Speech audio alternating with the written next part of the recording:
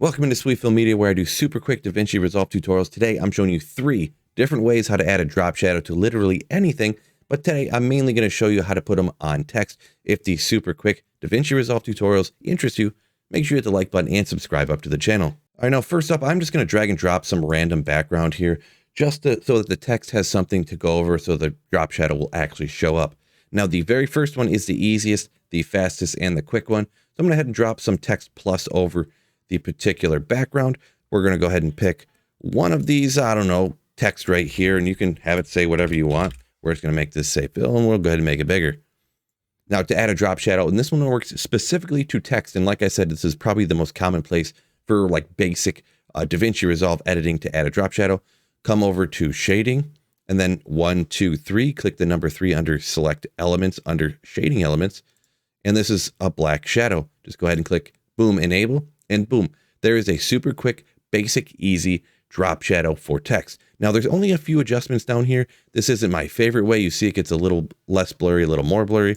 These will make it a little more blurry and a little more faded and a little less faded, but you really are limited on the number of options here. And if you wanted to, you can go ahead and make the drop shadow literally any color you wanted to, but most of the time you're going to stick to black, with the exception of, certain different instances. I'll go ahead and reset this and give you the second way to add a drop shadow. And this other one is way more universal. You can use it on pretty much anything. It's way more adjustable. It's the one I use most of the time. Now for this second one, now over here in your little toolbox, you want to go to Open Effects and go ahead and scroll down until you get to right here. And there is the drop shadow.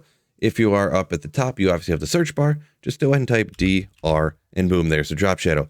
Drag it and just drop it onto your text or whatever you want this drop shadow to be on. And you see it come up there. Now it is pretty faded. You really would like it to be darker, in my opinion, in almost all instances. So the shadow strength here, this makes it darker. You see lighter and darker, lighter and darker. I usually just go all the way over to the right instantly. Now you can go ahead and change the drop angle. You see it swirling around. That depends which direction you want the light to appear that it is coming from. We'll just go ahead and we'll put it over here, I suppose, in the upper left-hand corner. Then you can go ahead and obviously drop distance right here. Depends on what type of effect you're looking for. And of course, the blur, if you want it super sharp shadow, or if you want it really faded, that's all up to you. We'll just go with that right there. And that is the second way to add a drop shadow, but this will work for things other than just text as well. Let me go ahead and drag this random picture down over top of this. We'll make it smaller. Let's say this is some kind of slideshow that you would like the drop shadow to be on the picture, so it looks like it stands out a little bit from the background. Go ahead and drag that drop shadow and drop it on the picture, the image, whatever it is, anything that has any space around it, any type of transparent background or anything like that. Drag it and drop it, and you've seen the drop shadow come down here, and it's the exact same thing. I would usually drag it all the way over to the right. You don't have to if you don't want to. If you want it somewhere in the middle, you can change the drop shadow distance and change how much it blurred. It's all up to you. We're just going to go like that for this particular instance. I think that's a pretty good look on that particular one right there.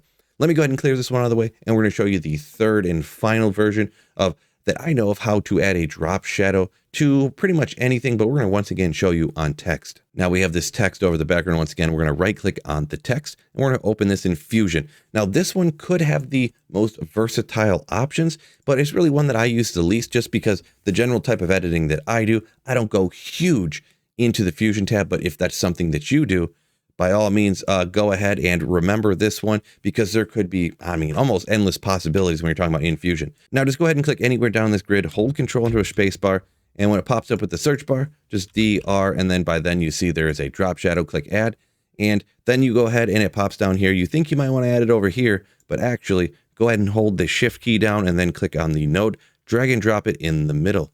Once you have it drag and drop in the middle, you've seen ever so slightly, it popped up right there.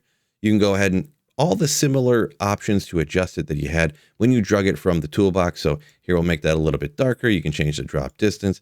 You can put it wherever you want to. So we'll just do the same as we kind of had before, just to kind of show you that you can have it the same. And how blurred do you want it? We'll go not a whole lot of blurred, and we'll actually bring it a lot closer.